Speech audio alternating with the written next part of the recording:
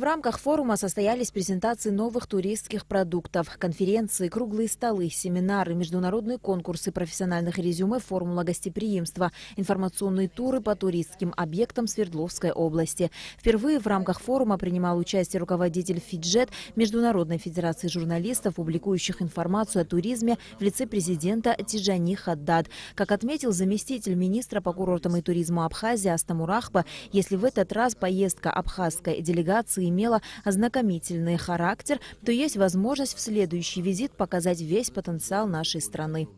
Мы обсудили также, что в ближайшее время обратно посетим и уже будем презентовать те программы, которые есть, то есть осенние, весенние, летние. Они сейчас тоже подберут для нас график и для нас подготовят аудиторию, то есть имеется в виду побольше туроператоров, турагентов.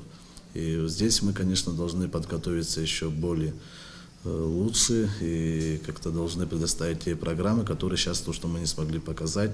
Большой Урал-2018 – деловая площадка, которая объединяет представителей туриндустрии, 2500 участников из 28 регионов России и 13 различных стран мира. Это не только профессионалы в сфере туризма, но и эксперты, журналисты, а также представители органов государственной власти и вузов. Участники абхазской делегации уверены, что подобные поездки необходимы для популяризации республики и ее туристического потенциала. Я хочу сказать, что на Урале нас знают мало. В Абхазию едут, но очень мало едут с Урала, очень мало едут с Екатеринбурга, Уфы. Все зависит от информированности.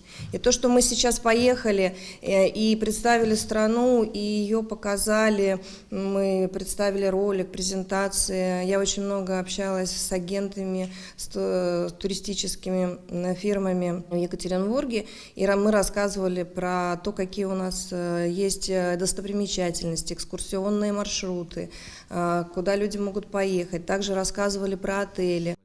Астамур Ахба также отметил, что по указу президента Российской Федерации Владимира Путина с 10 июня по 17 июля в дни проведения матчей чемпионата мира по футболу будут введены временные ограничения для экскурсионных автобусов, но частного транспорта это не коснется. Право на пересечение границы должны иметь владельцы экскурсионных автобусов, которые получат лицензии в Министерстве по курортам и туризму. При этом автомобили должны быть оснащены навигационной системой ГЛОНАСС. В целом, говоря о предстоящем курортном сезоне, замминистра по курортам и туризму Астамур Ахба отметил, что более 80% объектов размещения туристов уже готово. Но конкуренция за российского туриста с такими странами, как Турция, Египет и другие, большая. На Алакове Роберт Ломия, Абхазское телевидение.